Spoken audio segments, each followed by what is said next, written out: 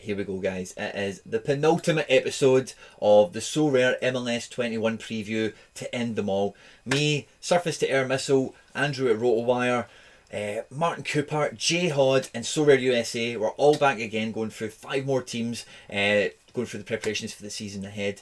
I hope you've enjoyed the series so far. You can probably tell with what you've watched so far. We've had a lot of fun chatting football and going through our expectations and our predictions. Make sure you hang about for the final episode, which will be on soon. I hope you enjoyed this one, of course. All the links are down below for all my guests. Make sure you go find them on Twitter and give them a follow and a high five.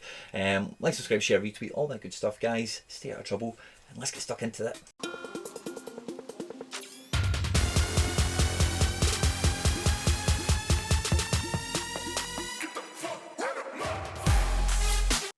Now, I've got to say, I was very surprised by the Revs last year. You know, they had a really good run in the MLS Cup towards the end.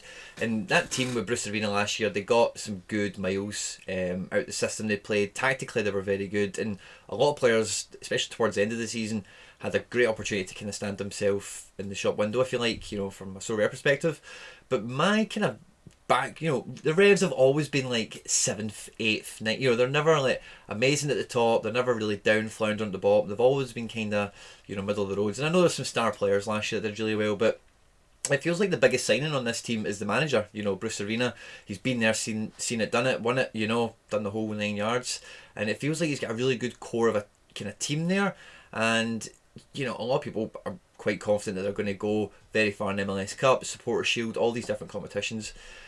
And you know, when you look at the team, they've definitely got the weapons to do it and pull it off. And you know, it's odd. You know, historically, you know, the Revs have never been right up there, and this season they very well could be. I think what the deal is with the Revs comes just from Bruce Arena, and there's a big thing, and it happens in plenty of soccer leagues around the world, but MLS seems to have such a big emphasis on guys who know the league. And so Bruce Arena, you know, obviously spent years with the Galaxy and won plenty there. And I think they brought him in to say, we're ready to go to the next level. Because you were right, like they're always kind of middle of the table. There was nothing exciting about them.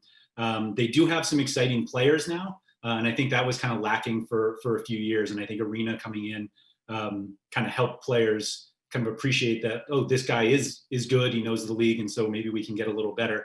I was looking the other day, they have the 7th best odds to win MLS Cup, which is by far the highest they've been in a long time.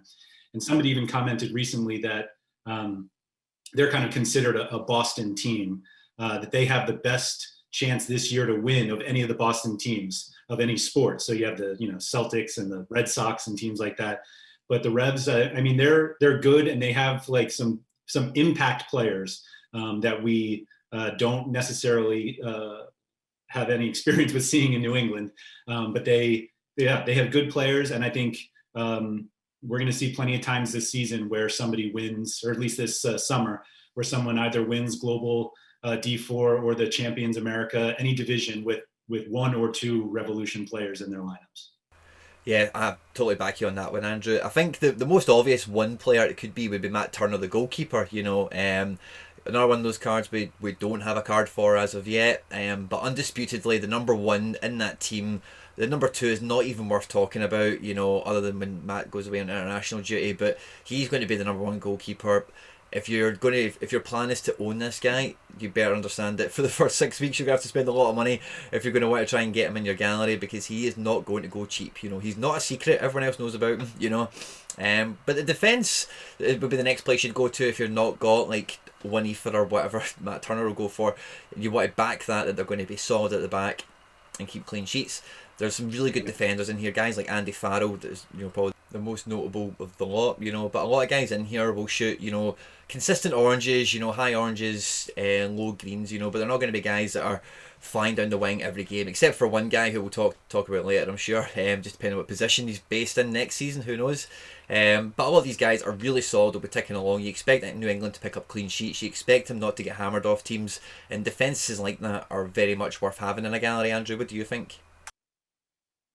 I think Andrew Farrell's probably the safest, if you will.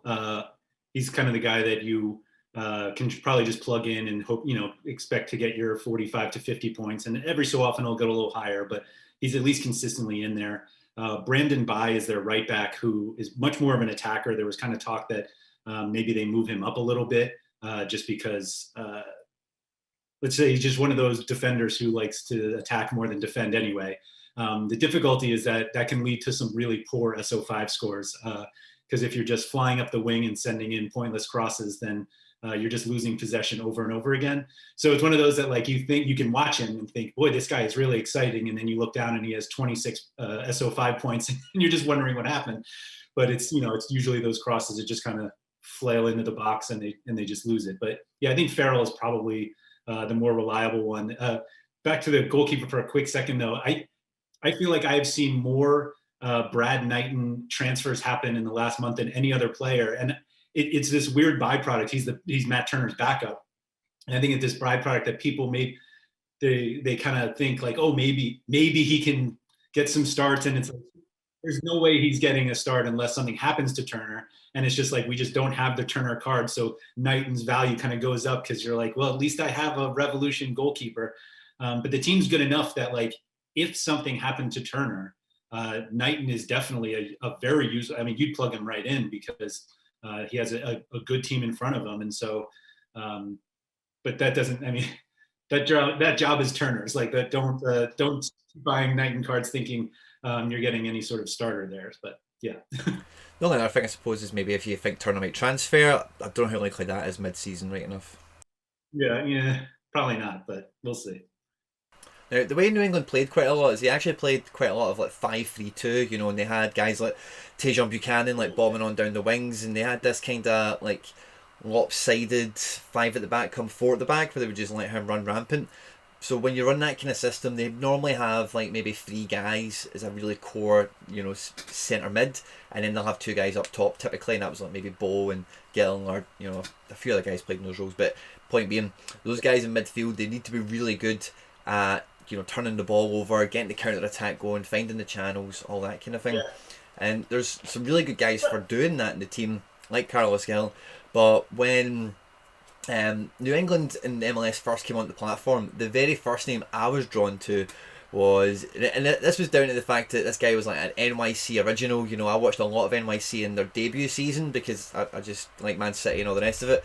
And this guy, Thomas McNamara, was part of the original team, so when everything came on, I actually quite liked picking up some of those guys for my collection. And McNamara, he didn't play too much last year, but I was really happy to pick one up cheap. And, if you've ever seen him, he doesn't look like a football player at all, It looks like he's carrying a beer belly when he's on the pitch, but he's really good with the ball at his feet, He can hit a pass, he can hit a shot, Yeah. He's very, very dangerous. He's got hair down to his shoulders, the guy, he just does. It doesn't look like a player, but when you actually watch him, his technique is amazing, and I used to love him in New York because he used to score some cracking goals. He'll give you absolutely everything. He's not really a 90-minute player, but Bruce Arena started playing him a lot in centre mid last year, the minutes he did get, and almost like a kind of sweeper. I seen him dropping in between a back two at certain points, and he was getting on the ball, and that's what that guy can do, is he can just spray passes around. So he's old, he's not going to play most games, he's not going to get 90 minutes, but he's definitely somebody who always catches my eye and I always look out for having good scores. But I say Carlos Hill, and then there's a lot of other kind of steady good midfielders there. I can't let a Tommy McNamara reference go without bringing this up. I used to do a weekly MLS podcast back when he was with New York City FC.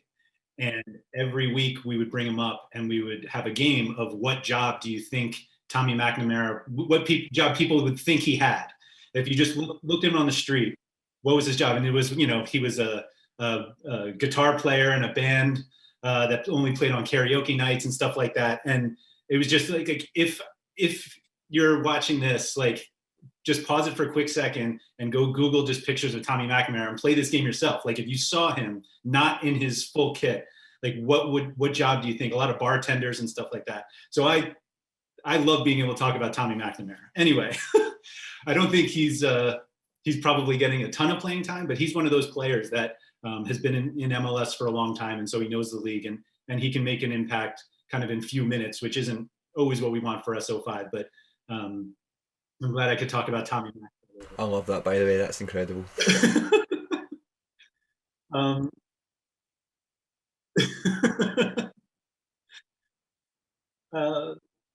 But yeah, so Carlos Hill is the guy that everybody's going to want. He's absurdly expensive, and I'll completely admit that I've been trying to get him for weeks and months now, and it's just he's absolutely one of the more electric players in MLS. He has great scores. Um, I mean, he's probably going to start somewhere on the right wing. He takes a lot of their set pieces, and so he's like the elite option on this team, at least among the midfield eligible players. We kind of have an interesting thing. Gustavo Bu is probably going to play in the 10, but he's technically a forward. At least he was last season. His card has the forward on it. I have one of those, which is why I'm trying to get a Carlos Heel card, but they don't come as easily. People don't really want to give those up because they're both just really big impact players. So those are the guys really that will do it for New England this year. Yeah, 100% agree. The thing as well is when a lot of managers do, come on, we're all looking for the up and coming young talent, and sometimes, you know, these guys are much more valuable to have because they're guaranteed the production. But if you are going to look for the kind of exciting young guy in New England, you're probably going to come up across one name quite quickly, and you probably won't look past it, and it'll be Dejan Buchanan. Now, last year, this guy started off as a winger, ended up playing kind of wing back, sometimes in a 4-4-2, but they did kind of move to a 5-3-2, I think, to kind of, you know, give him a role, almost like Alphonso Davies in a weird way at Bayern, you know, where he just can run up and down that line. He doesn't have any real responsibilities, doesn't need to worry about the consequences of his actions or anything like that. His scores are good, but as you can see, mainly red or green, you know, so he's either, if he's not getting the assist, if he's not getting their goal, it could be a liability rather than an asset in an SO5 situation, so you do need to worry about that. The age thing is great, and having him being a midfielder playing fullback, it should and it could offer a nice little angle to his scoring. Doesn't always pan out like that, as you can see with the graph here, but we have seen guys in the past that have used that to their advantage, and I think the kind of price he's at on screen, you know, he's quite attractive and could definitely fit in a lot of galleries. I mean, look at that afro, you know, and look at the stare, you know. That's somebody that should be in a good gallery. He's determined, he's confident, he loves it. I think that's a great call. I think the only issue, there are going to be two issues with him. One is that he's definitely more of an attacker than he is a defender. And if they play him at right back, he's going to have to defend more, and that's just not his strength at this point. The other is that he could definitely go to Europe. Like, he's young enough, and I think he's very, very good. And I think there's a possibility. Obviously, the great thing about these cards is if he goes to another, you know, covered league, then you get the points from there. But yeah, somebody called him the next Alphonso Davies the other day, which I think is kind of funny because he's older than Alphonso Davies by a few months, I think, if not a full year. But I think he's kind of like the next Canadian product that is going to go at least over to Europe and be that impact player. Now, I've just put on an image of Tommy McNamara in his Houston Dynamo kit on SoRare data, just so everyone can have a look at him and see what he's made of. Well, with Buchanan, I'll make it dead right now. I was in this situation last year. Brendan Aronson and Mark McKenzie, my MLS cards, both transferred to Europe. Both quite attractive transfers on the face of it. And, you know, like, Brendan Aronson is not in a scoring league, Mackenzie is. Mackenzie's having to fight to get into his position. So when you are buying cards with that, oh, they might move to Europe angle in mind, it's, you know, important to remember there's a few ways that can pan out. You know, not all of them are going to turn into Weston McKennie and play every game for Schalke, then go to Juve and play every match, you know. So, but don't get me wrong, guys like Dejan Buchanan, explosive, high, you know, good athlete, wingers that have got delivery, they're brave on the ball, are always going to be sought after, and that's exactly what he offered that New England team. He was very eye-catching, and you know, the Alphonso Davies thing, I can understand it because it's quite a similar system and deployment, but you're right with the age thing, that is just mental. Yeah, I think being a defender would be a positive for him. Just if the idea, like you said, if they can kind of move to a three-man back line and let him go up, if he's that far away from his own goal, then the errors that lead to those goals he probably doesn't have to worry about. But yeah, being able to get like that good of an attacking player as a defender would be fun for sure. So probably the team I've been most looking forward to having a chat with you about, Jeremy, is the team you follow, of course, Toronto, or as we'll probably refer to them most of the time, TFC. Big year. I was going to say big year last year. He's obviously, you know, he's picked up the MVP for Pozuelo. He's got quite far in terms of the standings and the playoffs, that kind of thing. Change of manager this year. You know, Greg Vanny's out. Chris Armas has come in. It's going to be, you know, it's one of these seasons. You know, I listen to a lot of MLS kind of quote unquote like commentators and just journalists that are involved in it or whatever. And I think the kind of consensus that I'm picking up is like TFC it really. Again, a wee bit similar to Montreal. It's a wee bit of an unknown season ahead in some ways. Would you go along with that? Yeah, no, I'd totally say that because for any of the listeners, the big signings are Bill Manning, Ali Kurz, and Chris Armas, which is pretty much their Backroom staff. GM and president and coach. So they've really signed nobody, which is strange, right? Like you're talking about. So I'll just give a bit of background because it's like my hometown team. So I have season tickets to Toronto FC. I keep calling them TFC, and then I realize like everyone in Europe doesn't know who I'm talking about, so I just put the Toronto first.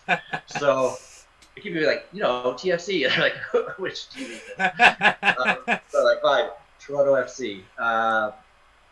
So just getting back to that, it's just that. So I'm a season ticket holder. Toronto FC is actually owned by Maple Leaf Sports Entertainment. So the same people who own the hockey team, the Toronto Maple Leafs, who are by far the biggest like hockey team in terms of like across the country here. And then they also own the Raptors, and they also own like the Marlies, who are kind of the second tier down of the Leafs, and then and they own the Argos, which is Canadian football. So they are just a juggernaut when it comes to like sports and entertainment here. Yep. And I think people sometimes fail to realize that it pretty much goes like in North America, you have obviously New York as a massive market, LA as a massive market, Mexico City as a massive market, but then Toronto is actually number 4. So in the greater Toronto area, you now have a city that's around 2.5 million, but another 2.5 in the surrounding areas. So a lot of these kids are now starting to come out of like academies here. And again, I will bash the weather. The weather is terrible in Canada from like November, December, January, February. At least we're now in March. So all that being said, they spend a ton of money on this roster. And right now they're missing a designated player, which is very strange, right? So yeah. I know that they're trying to get Boré, but now he's like staying in like I believe it's Brazil. So I was looking back on DPs, and 43 DPs or designated players have come from Argentina, 22 from the US, and then just like 13, 11, 11, 11 from like Uruguay, Mexico, Colombia, Brazil. So that's the kind of sense that you should have. Like Argentinians are by far the most sought after players in North America, followed obviously by Americans like Josie Altidore on TFC. Yep. And then when it comes to TFC, like Akinola is the big kind of talk of the town because we don't know, is he going to play for Canada? Is he going to play for the USA? He's probably going to be able to play in 2026. But what'll totally scuttle that is that if Altidore is fit, how does Akinola fit in? If TFC goes out and buys a second striker, then will Akinola kind of move to the third tier? And you just see how the dominoes can kind of go from there. So many question marks when it comes to like, what is management going to do with this giant stockpile of money? Because like we spend the most out of almost any team. Yep. And do you rely on some of the fitness, right? Like Bradley's near the end of his career, Altidore's constantly injured. Pozuelo's just money in the bank. Like, I'm not just saying that because I have like 5 different variations of his card, but he's such a quality player. But as good a team as they are, there is a giant like question mark on how this season will turn out. Yeah, and in goals is probably one of the big question marks. So I know from last year, obviously, seen Quentin Westberg played the most, but I don't know why, but I've got this feeling that Alex Bono played a good bit of football as well, up to a point. Am I right in thinking that? I had in my head Bono was a player. So what's very strange is that Alex Bono is actually like when TFC won their only championship, he was net for that team. Yeah. And even last year, he played in the Canadian Championship and then picked up a bunch of shutouts. But what it is that Greg Vanney just loves those like sweeper keepers, right? So kind of similar to what you're saying about Diop, and I guess and a lot of fantasy like SO5 owners want to know this is like, because Westberg comes out of the net, gets those touches, it gives him that extra value play. Whereas kind of a shot stopper like Bono is very similar to Stephen Fry on Seattle, where like just slow, steady, makes the saves that they need, but isn't flashy about it. So I guess my question would be like, does Bono move on from TFC? But that comes back to my point about we have such an expensive roster. Wouldn't you want, both Westberg and Bono in case you want to make a playoff push?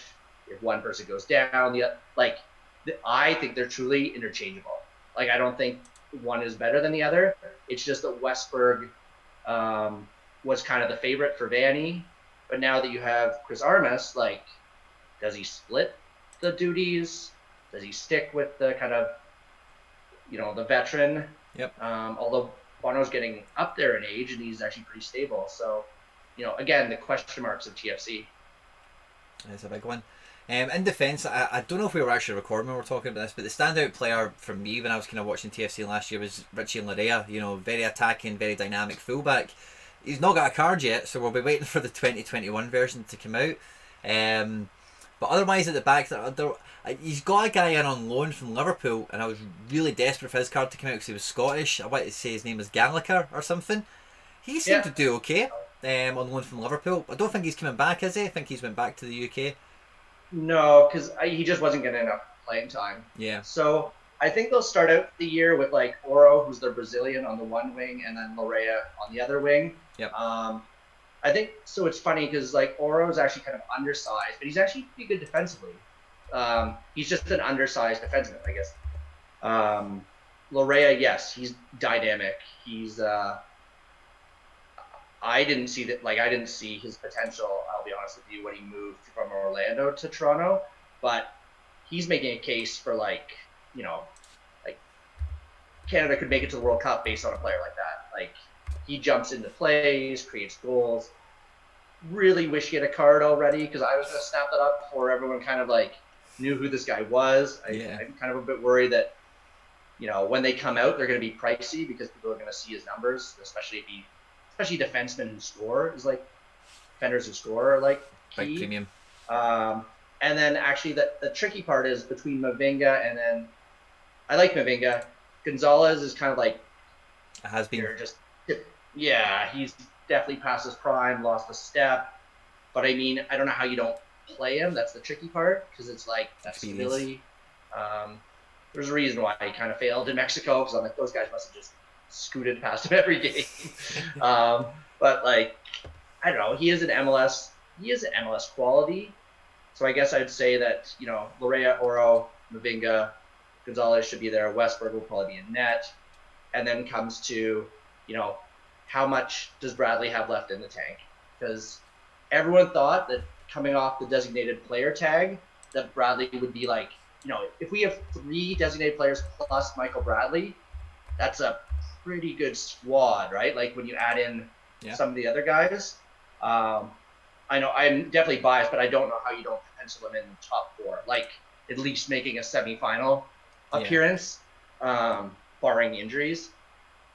So I guess it would be I think Bradley's always great because he plays a lot, but he's starting to pick up injuries. He's been pretty good at being consistent, but he's starting to pick up injuries.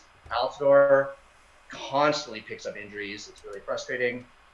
So that's kind of where, again, the question marks loom at TFC.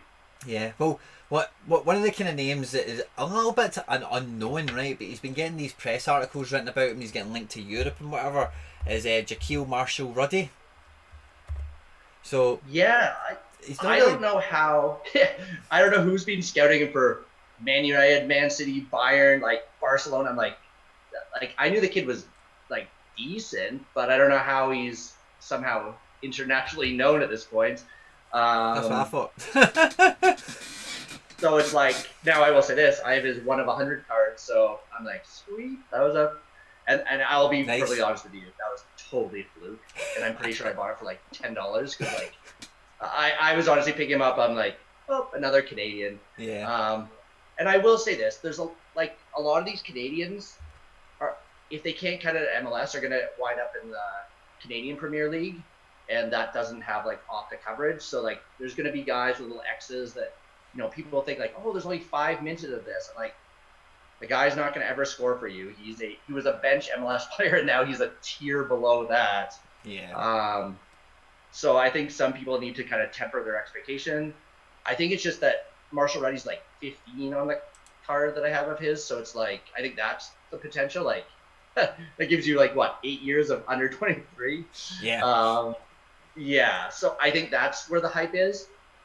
There are definitely lots of attacking options, but my question is, like, is he really gonna play over Michael Bradley, who used to play for Roma, Altidore, who used to play for Sunderland? Just joking about that one. That doesn't really matter. Yeah. At least he's like, he was so bad. I think Altidore's claim to fame has to be his national time in team. Holland, Yeah. or maybe something like Oh that. yeah, there's there too. But for the U.S. national team, Yeah. I will say this about Altidore: he is the best number 9 in MLS when fit. Like when he gets service, He's a bully. he is like a bulldog, and people will always be like, "Oh, he's no good. Look how bad the U.S. is." Blah blah blah. It's like, oh, he's actually a really good number 9 with service, and when healthy, those are two qualities are pretty Two key tough. components. But with a team like TFC, you will get service. The health part is again the question mark, right? So Yeah. My biggest kind of interest or investment, I feel like, in TFC this year is I've got a super rare Akinola, so I've been kind of listening intently to the developments. He's got some kind of little injury, I think, knocking him about the now. That's why he's not went to any. I know these camps, America and Canada, he's got a decision to make, but he's not went anywhere, and I think it's under the guise of an injury or something. potentially, yeah. It's so hard to tell in MLS preseason because a lot of the time, like, if someone's playing preseason games, does it matter? Does it not matter? Right? Like, as long as they're trying to train with the team, and it's so hard in terms of knowing, like, again, whether someone's actually injured.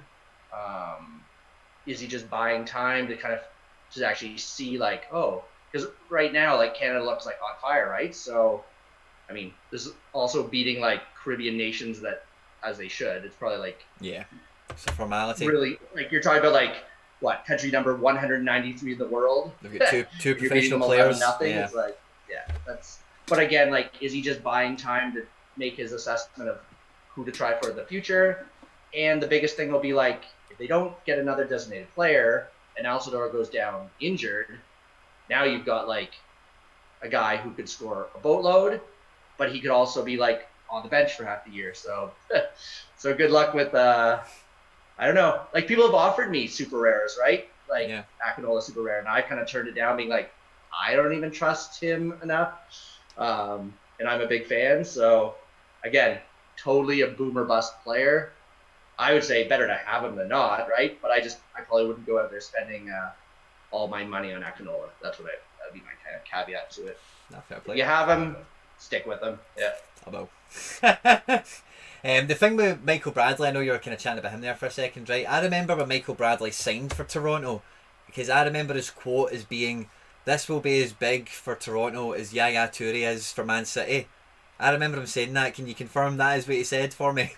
Oh, I cannot confirm that, but that would make sense to me. And he's a terrific captain, like top-notch guy, like puts in a shift every time. I know people. He's very self-confident, but isn't he? He's a very self-confident guy. Yeah, he is, and he like I think it. His dad Bob Bradley is like a big coach. I would not be the least bit surprised if Michael Bradley becomes a coach himself. Totally wears his like heart on his sleeve, like one of those guys who's always going to give you 100% effort. The biggest thing with him is that he's sometimes put in a tough spot because they keep throwing him in as a defensive midfielder, which when you lack a bit of pace and as you're getting older is just a recipe for disaster, right? Yep. When he played for Roma and when he plays an attacking midfield role for either TFC or the U.S. national team, he can be like dynamic, right? He sees the field really well. His vision is like honestly outstanding, especially like for MLS. But again, now that he's picking up these niggling injuries and like getting old, to be honest with you, I just don't know how serviceable he'll be. But he, like, if you look at his SO5 scores, I wouldn't be surprised if he's putting up like 60s every week. Like, he touches the ball, like everything runs through him. If it doesn't run through him, it's pretty much him passing to Pozuelo. That's pretty much like their team.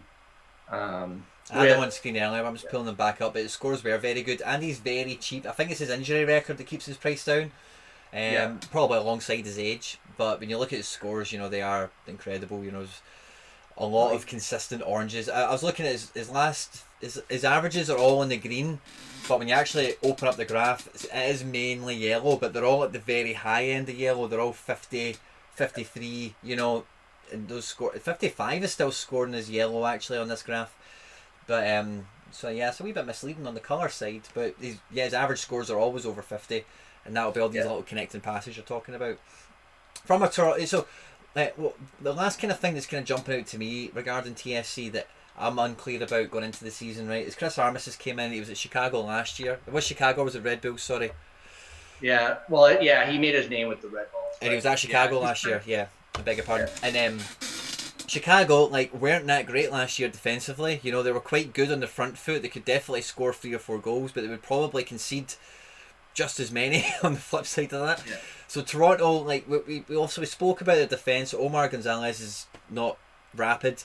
The fullbacks are going to be bombing on, and then the other guy, Mavinga, I don't really know too much about. I know you do, of course, but what kind of TFC do you think Chris Armistice is going to actually have on the field? Do you think we're going to see 4-3-3? Are we going to see 4-2-3-1? What's your kind of expectations or early impressions?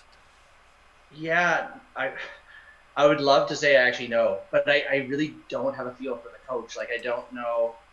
I'll be the first to say, like, he would not have been my, like, first choice, just because, again, they have a good budget, and maybe it's because I think there's a connection between Michael Bradley and Armis. So maybe like I said, that maybe like Michael Bradley kind of knows the ins and outs of the team.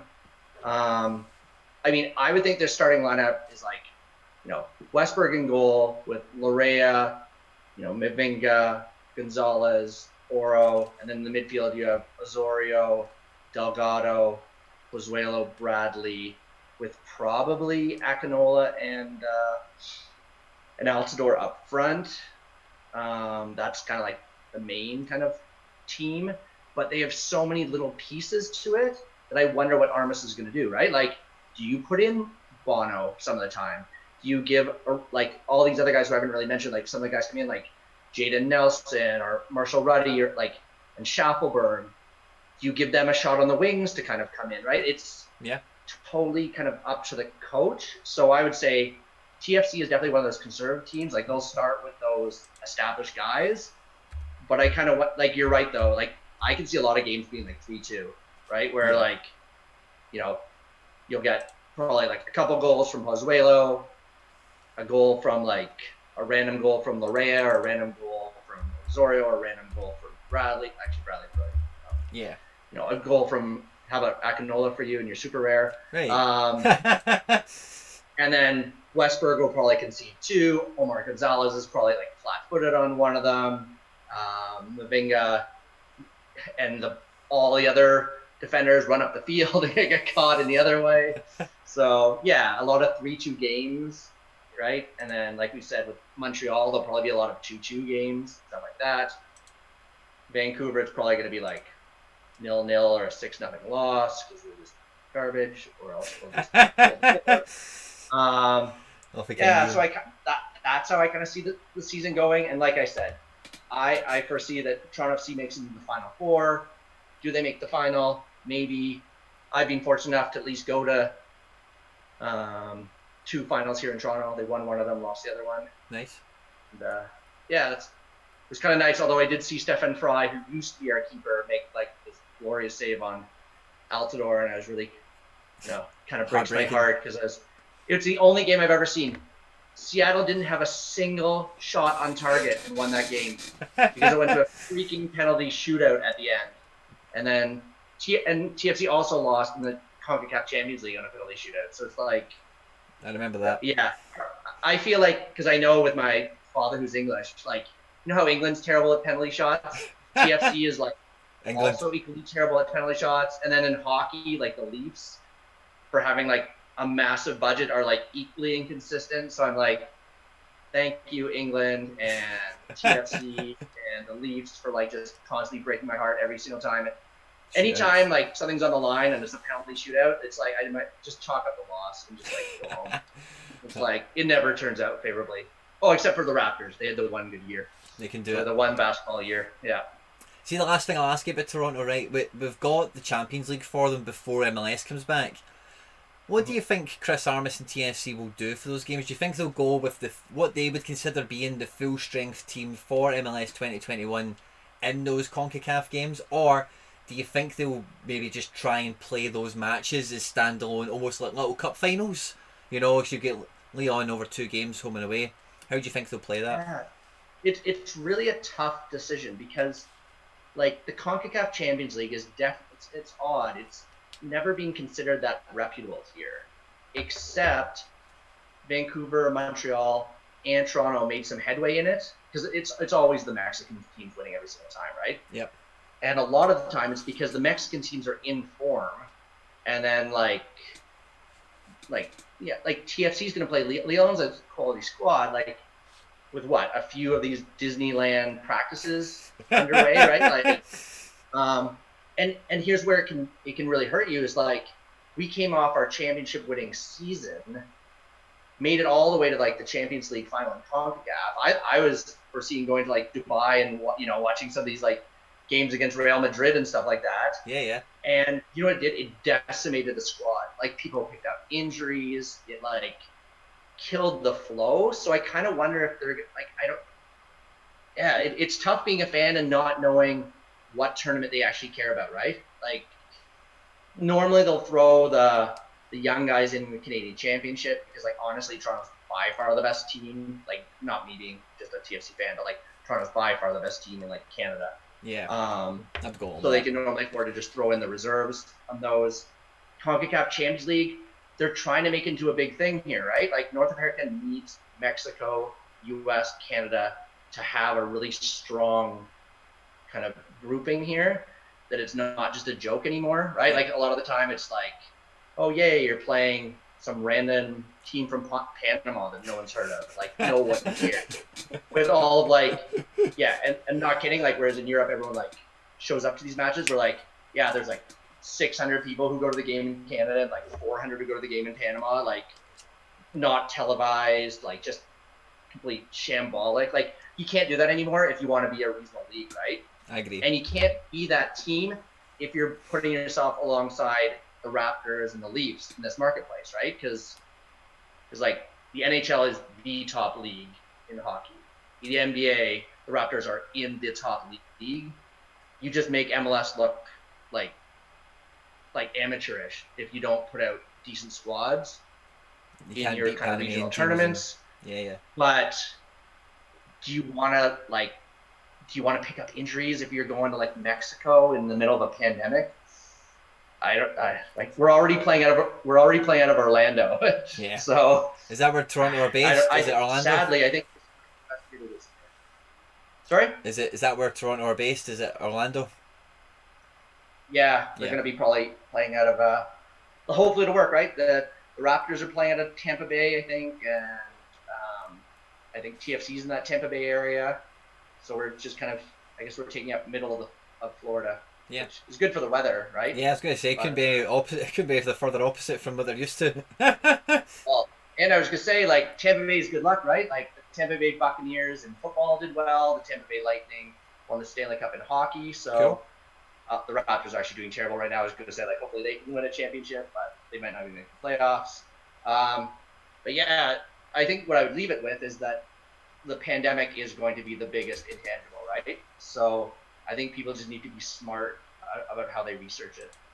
No, because the pandemic. I would expect TFC to get to the playoffs, and I would go on with you. Semi-finals at this stage, you would make as a reasonable bet. You know, you won't get too many arguments against, even with all the kind of maybe hurdles and that kind of stuff with the pandemic and whatever. So yeah, big team to watch out for this year. TFC, definitely one of the powerhouses of the league, and even with a few of these unknowns, guys like Pozuelo, you know, Altidore, even when he only needs to play 5 minutes to score a goal, you know, if that's the way they're going to deploy him.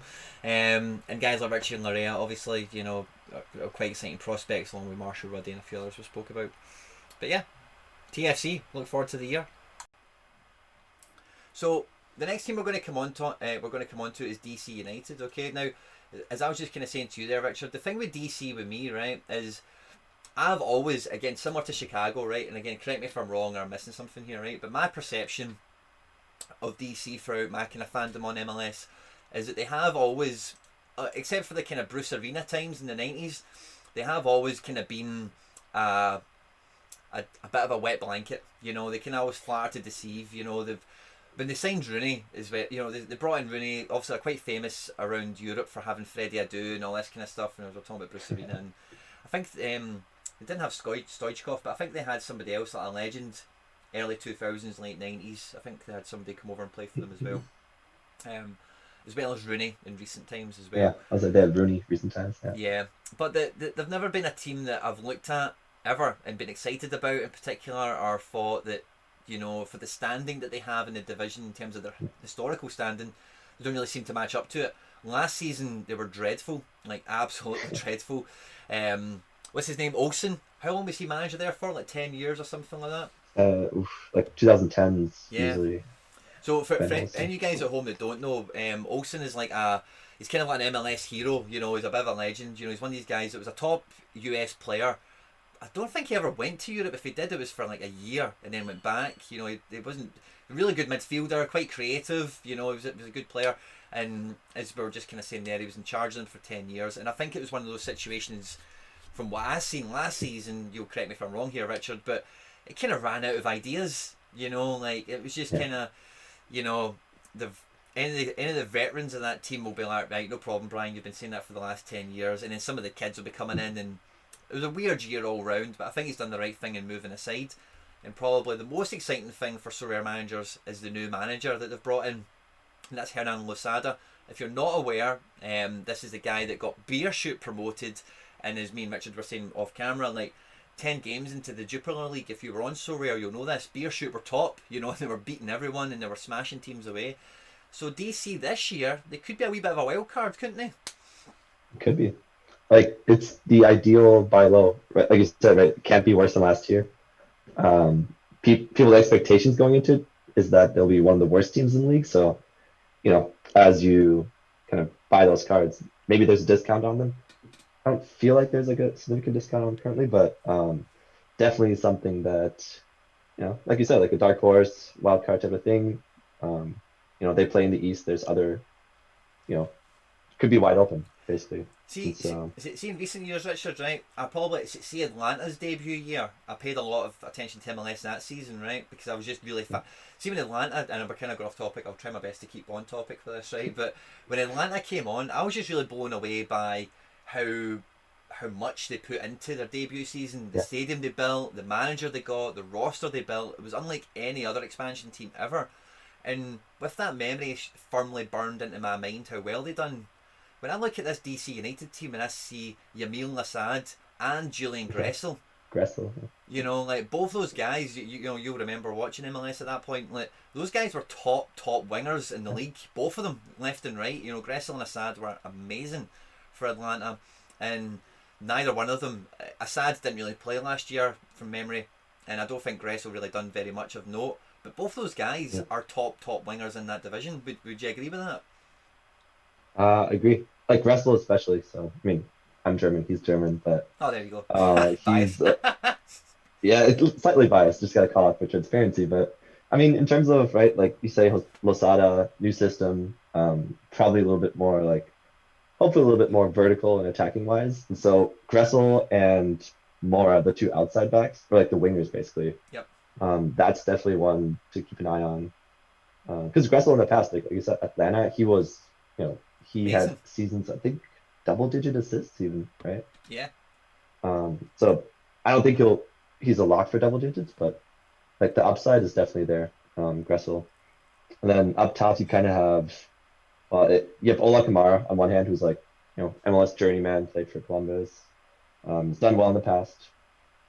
could hit double-digit goals. I think he's priced relatively fair right now, like relatively cheaply.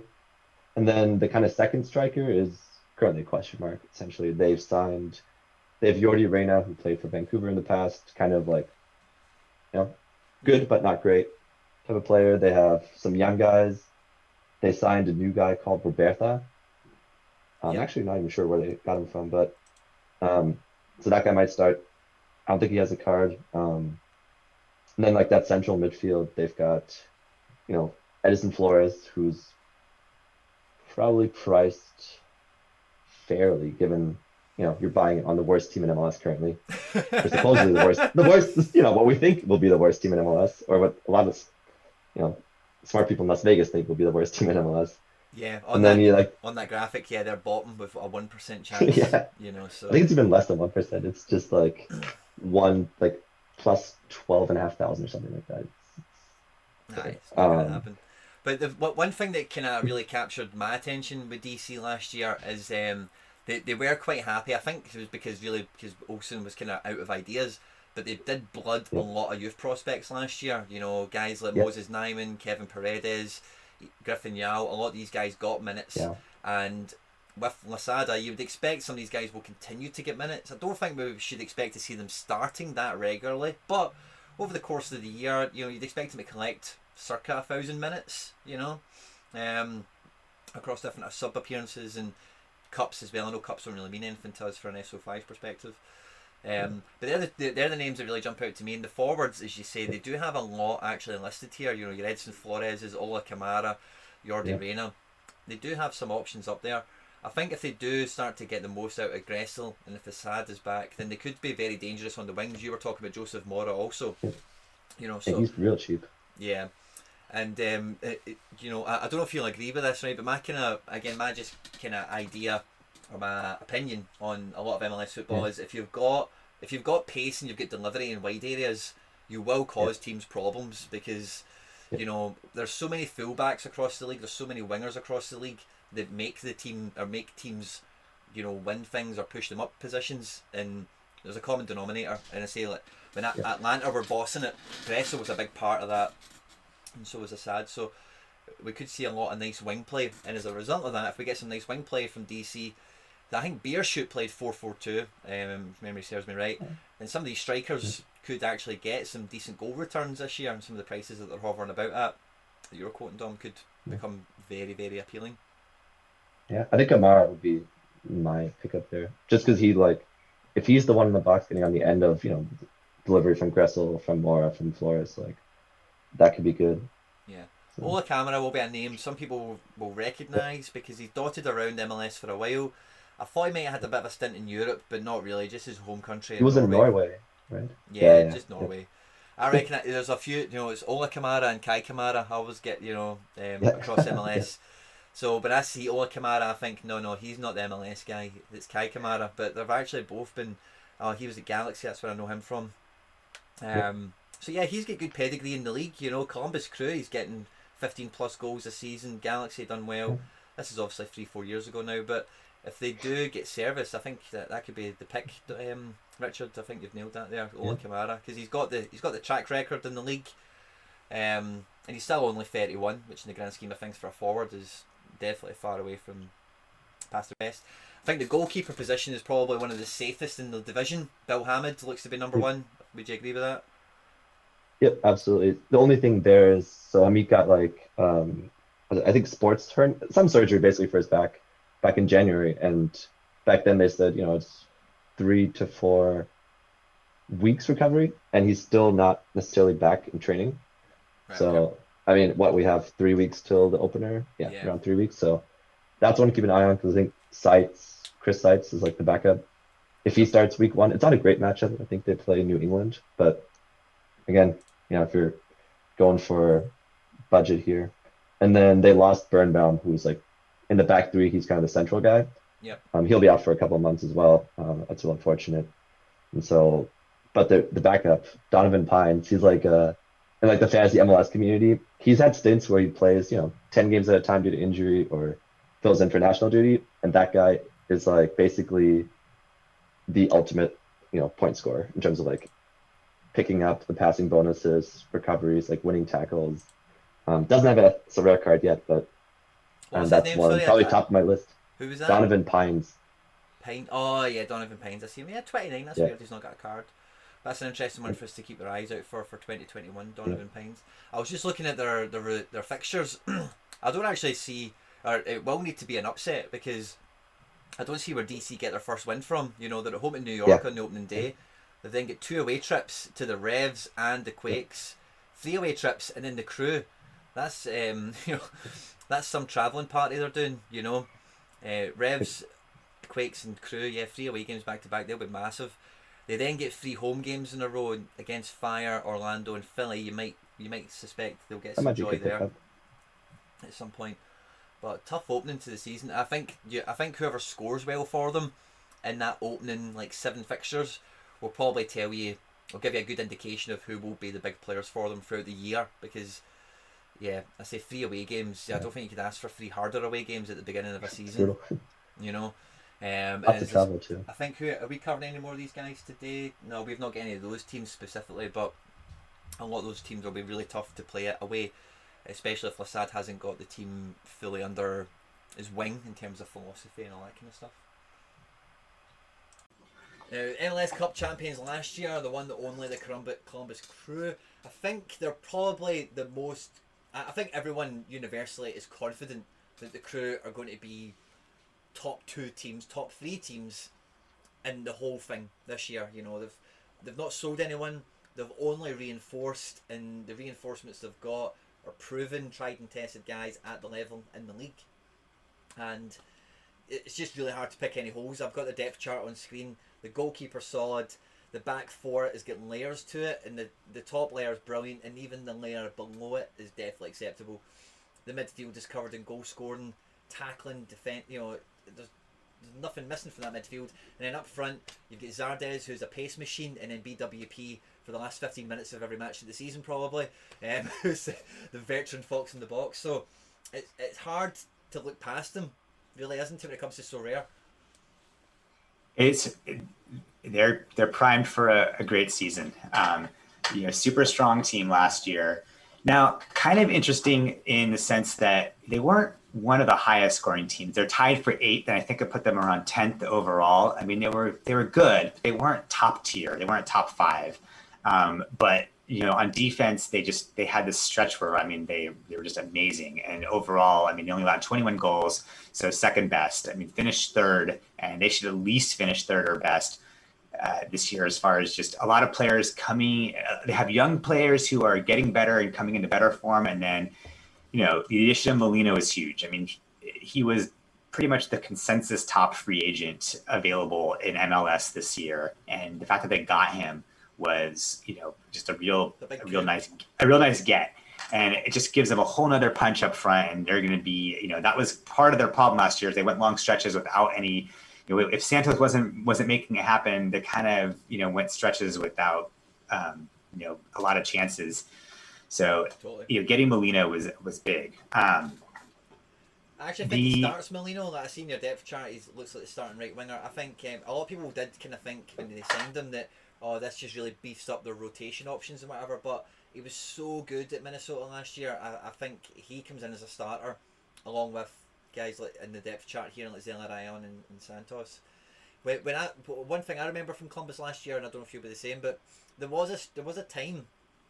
Maybe with about 10 games to go, where they were flying, they were home and hose, clearly going to win the conference and do so well, and the results did kind of drop down as a result of that for a few weeks. Yeah. And I think some of the stats that you've got there from the season as a whole, they've been polluted by that really, they took their foot off the gas for about 5 or 6 games, and I think that's maybe played a bit of a part in the stats that they've left behind them last season, despite being so good.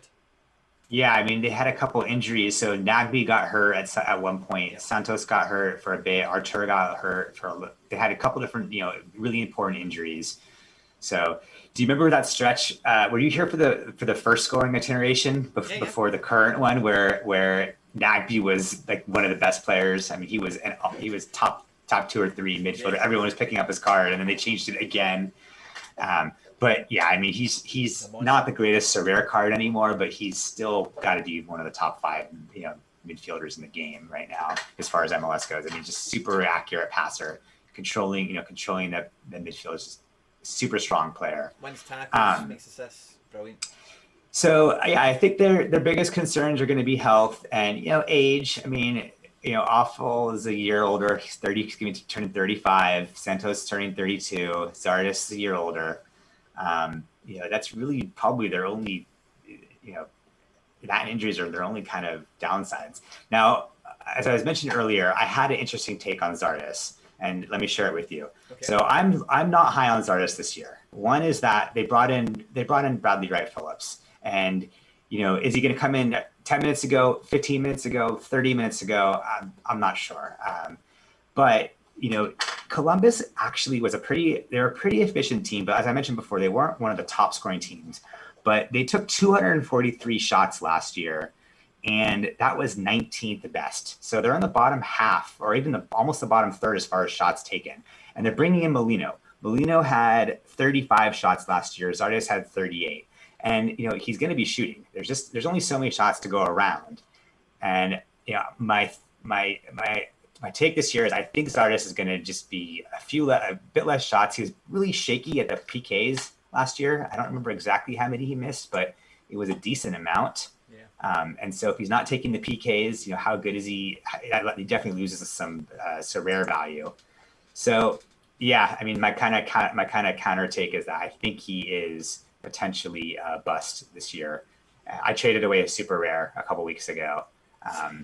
So you can say that now with full confidence.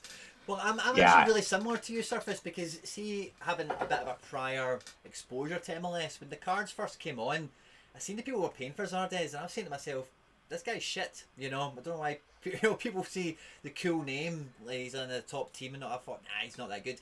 He had a great season last year, right? But when I see Zardes, I remember the guy that was struggling to get into the team at Galaxy and kind of went around, didn't really find much of a place until landing in Columbus.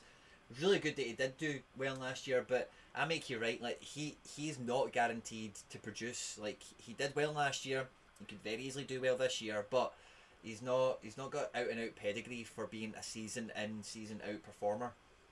Yeah, I mean he's not well regarded in the U.S. national community of fans by any means. And he actually did okay last season. I wouldn't say he did great. He was solid. He definitely was a solid and very playable. But I mean, just looking at SoRare data, I mean, he was the 14th best forward, and his game score was bad if he didn't get decisive. I mean, he if he was playing, the problem is that there's you have to play people when they're good matchups and play people when they're healthy and that type of thing. I don't know. I think he was okay. I don't think he was good enough to. Ideally, the lineups I'm going to be setting, he wouldn't crack. But obviously, most people aren't. Not everyone's in those types of scenarios, and he's obviously a very playable card. But I think he could even take a little step back this year, which could get him out of the top 25, top forwards. Yeah, no. So that's kind of my hot Columbus take. Mel, they do. Sorry, what I was going to say, the only thing for me, if we're looking at new cards coming out, because of the amount of rotation they might do, because of how the squad's strong, but it's not thin either, but I expect all these cards to feature in the season, basically, is my point. But I think what some people might be able to pick up on the cheap might be something like Perry Kitchen. Perry Kitchen could be a player who makes 10 plus starts. It's a solid CDM in the league, and like we're saying with Nagbe, if this guy's playing that kind of role as the backup to Nagbe potentially, or even Arthur for that matter, he's getting the ball from the back, he's winning the tackles, he's moving the passes out to the wingers and the forwards. He could be somebody you can pick up relatively quite cheap. Other than that, I don't think there's really many unknowns that you can maybe capitalize on in the marketplace. No, I mean, obviously, Artur is a question mark to start the season. So he's hurt right now. They have 2 CONCACAF Champion League games coming up here right away. And he's not scheduled to play in the first one for sure. He's probably not going to play in the second one. But hopefully, from what it looks like now, he's kind of iffy to start the season or not. So we'll see what happens there, and if Kitchen gets in, how he looks in the composition for sure. Aiden, I think it's Aiden Morris, or Aiden I think Morris, Aiden is his first name. He's a really hot prospect. He doesn't have a path to starting right now, but he got some minutes last year, and he's scheduled. It seems like he's slated to get quite a bit of minutes this year. and could be a potential, future star. If someone wants to pick up a young flyer looking for somebody interesting, I think you could probably get his card for Stoner 0.1. And if there's an injury, he's somebody who would be potentially slotting into a number 8 spot, in a really good team. Those are the type of players you want to have. So check him out. I agree. When all these cards first came out last year, and I was kind of scouting, waiting for all the auctions to come out, I looked at Seb Berhalter, who's not at this team anymore, is on loan at Austin. And when I was, obviously, so I've got that card, and it's like Surface, you get that card, you then kind of you put an extra mile in terms of watching how many minutes they get, and who did they get subbed on for? Why was he subbed on? Was that a booking? Was that an injury? Was it tactical? Whatever. And what I noticed is Seb Berhalter gradually got less and less minutes last year, and Aidan Morris started getting more and more. So I wouldn't be surprised if that trend continued, and I make you quite right. The kind of price he's at for the sort of team he's in, and the upside he's potentially got on his side, that could be a really good price to be picking up in today's market. So that's a good one for you could get him for 0.099 right now. So he's interesting.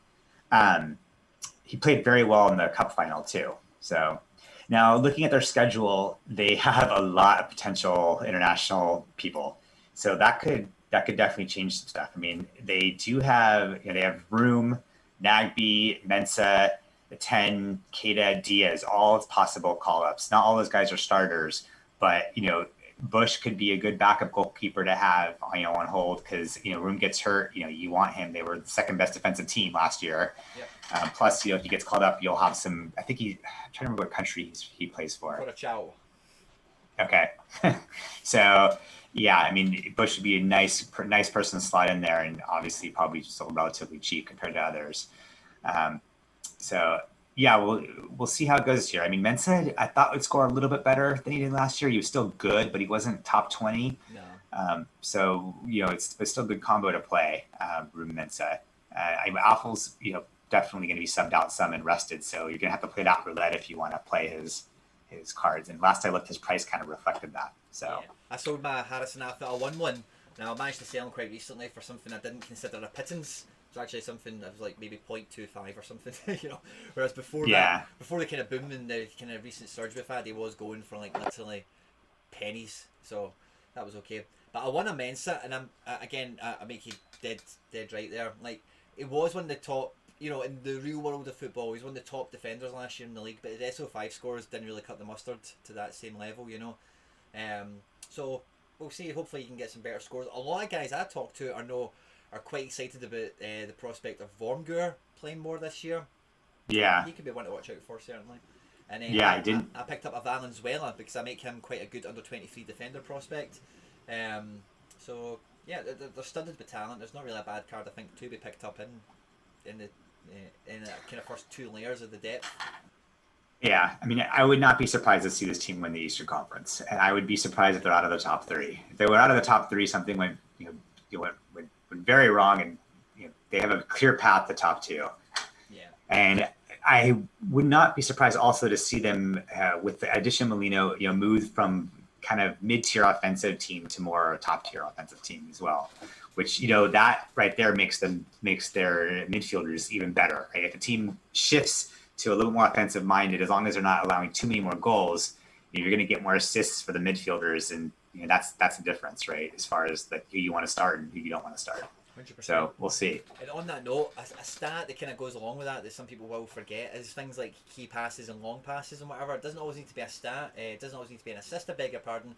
But if you're noticing, as you've rightly said there, because of the addition of the Molino, that your Artur now gets 5 more long passes completed because this guy is receiving them, gets 2 more key passes a game, etc. Those points stack up really quickly as well. And then when one of them comes off and it becomes an assist, happy days, you're winning on 2 fronts. Yeah, I mean, that's how you get the 80, 90 pointers. Totally. So. Now, the next team we come to is Atlanta. Okay, now just had a really big result in the CONCACAF Champions League, getting a 1-0 win away, which is quite a rare thing from an MLS club. But they seem to be rejuvenated. New manager in town. Joseph is off the treatment table now, and they've brought in a lot of signings. Again, I think a lot of them are loans from Argentina. Guys like Lisandro Lopez, Franco Ibarra, Santiago Sosa. There's been a lot of guys coming in, and these are guys that seemingly Heinze is familiar with on some level, and he's quite happy to maybe integrate them into the squad a bit quicker. As an Orlando fan, you will be biased, but where do you see Atlanta going this year? I mean, I think obviously a lot is going to depend on Joseph's fitness and how soon he can get back into form. Obviously, they'll probably try and ease him back at the beginning of the season. They probably won't try and make him play 90 minutes. So, I mean, if he can get back to any kind of level that he was at before, then I mean that there should be like still a playoff team just about. But I mean, obviously that was a big injury. So that would be the worrying thing for them, because without him, I don't really see how they're going to score a whole bunch of goals. So, like, he's an elite, like, probably as good a player as there is in MLS when he was at his peak. So 100%. That's like a huge question mark. Yeah, and a lot of guys will be coming into MLS like wet behind the ears, haven't really watched it before. They won't have seen Joseph Martinez when Atlanta first came into the league. You know, and they had Almiron, they had Gressel, they had Assad.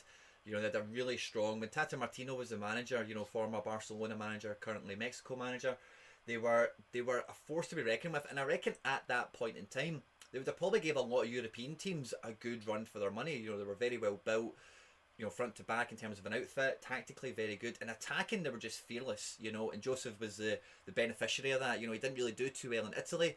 Came over to Atlanta and he was just scoring goals like they were going out of fashion.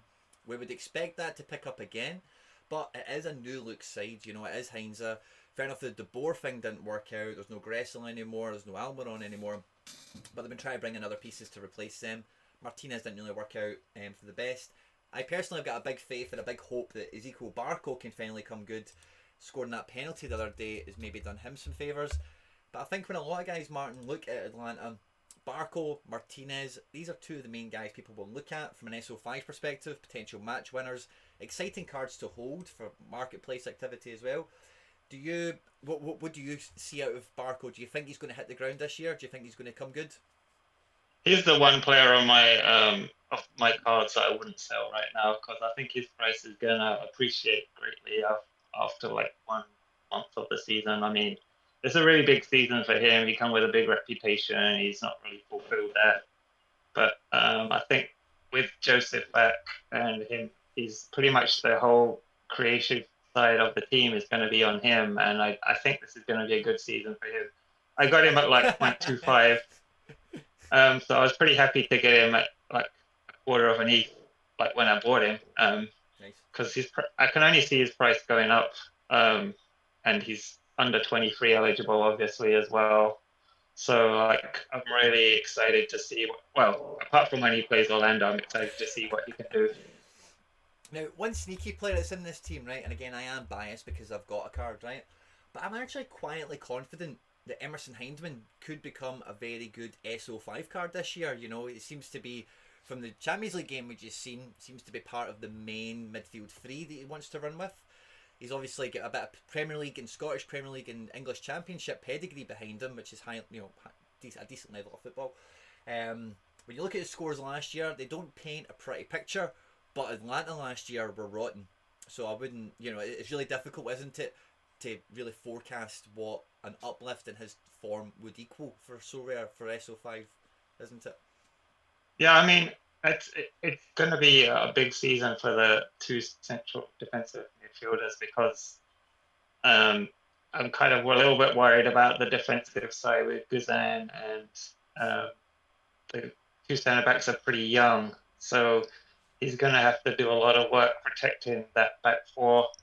But also, from what I've seen of it, he likes to try and get forward and take a few shots as well. So I mean, he's the kind of player that could score well in SO5, but like you said, it's just bringing consistency, and he has the ability, so it's just, I guess, like the mental side of the game as well. So I mean, I think he's just under the radar kind of player that could do well though. I mean, there's one player that I'm really excited about apart from Barco, and that's Brooks Lennon. Oh, if you looked at the CONCACAF Champions League game, he was taking all the corners. So really? and I bought him for under 0.1, I bought 2 copies of him. So he gets up and down. He's also played at the right wing a lot. So he gets up and down that right side pretty well, and he was creating pretty nicely. So you can get him for next to nothing, and I think he has a lot of upside on that team. I would agree with you. I actually featured Brooks Lennon in a video last calendar year, and a big thing that I really like about Brooks Lennon, he is like a Liverpool academy graduate, you know, so he's had like really good grounding, really good coaching in that respect. And when you're looking at younger players, I know he's not a spring chicken, he's not like 18, 19, you know, but guys, when they're starting out their professional career, one of the things I always look at, you're probably the same as well as the viewers at home, is you do look at their background, you know, what club did they come through, what academy were they at, they played for their national team. These are the things you all kind of look at. And Brooks Lennon, you know, even though Atlanta were terrible, when you look at his scores, he's still got 100 in there, and I think that was from right back as well. He's got a few greens. He can contribute at both ends of the pitch. So I'm really glad you highlighted him. Looking at his pricing out on the market, you can get him for 0.1 now, and his averages have been about 0.08. So if you can find an auction, cool. If you maybe negotiate, even better. But in the grand scheme of things, an attacking fullback who, by all accounts from what you're telling me, should be on set pieces, because Hindman played that match. I thought Hindman might take set pieces, but if Hindman and Lennon were both on the pitch and Lennon's the one taking the corners and set pieces, then I think set piece takers will always score well on SO5 because they're getting that guaranteed, you know, cross delivery into the box, and then if people are getting on the end of things, and that scores well on points. For defence, but a lot of SoRare managers only have eyes when it comes to Atlanta for George Bellow. Now, George Bellow is really young, got a lot of potential upside. I didn't buy this guy last year, just I don't know why, to be honest with you. Nothing really jumped out at me, but the hype in the off season has been incredible from SoRare and from MLS. A lot of people have got a big hope that George Bellow becomes like the left-sided, you know, Brian Reynolds, or you know, one of these types of guys that might move away in a few months. Do you hold that opinion for Bellow as well? I mean, yes, to a degree. He's a good young player. Obviously, just consistency with young players is the only thing. I mean, he with a good season, he could be due a move to a European league, I think. So, I mean, he has an exciting kind of future ahead of him.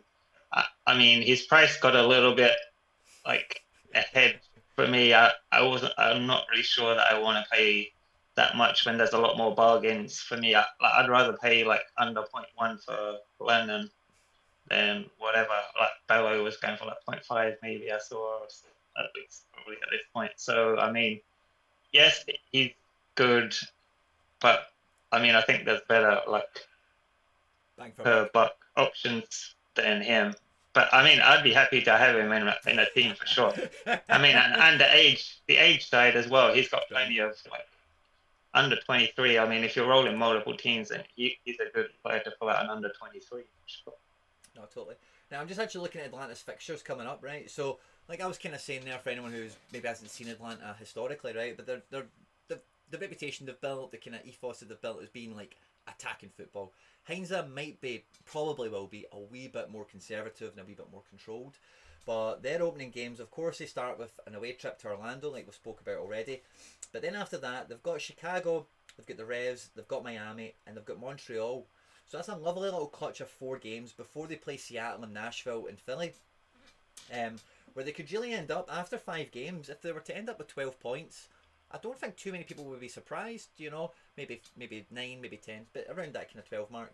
And you'll know as well as I do, in MLS, if you can get that head of steam up, you can get 12 points on the board quickly, you can rack up a run of wins quickly, then the rest of the season is kind of there to be gotten for you, you know. We were talking about Orlando before and how difficult their fixtures are to start with. Atlanta kind of have the opposite. Not to say that the Revs are easy or Chicago will be a walkover, but teams like Montreal who have changed manager, Miami who have changed manager and they're still a new club. The Revs don't have a lot of attacking talent. They're very resolute and strong, but they can be gotten at. And the Fire were all over the place last year. So, you know, they do have an attractive opening salvo of fixtures. And for an SO5 perspective, you could be getting some really big scores really quickly for some Atlanta players. I mean, the only thing I would say is that with the CONCACAF Champions League, they may put some rotation in place between those games and the MLS games. So that would be the only proviso. It looks like they're going to get through this first round at least. So yep. That would be the only thing I would say about it. Yeah, no, good point.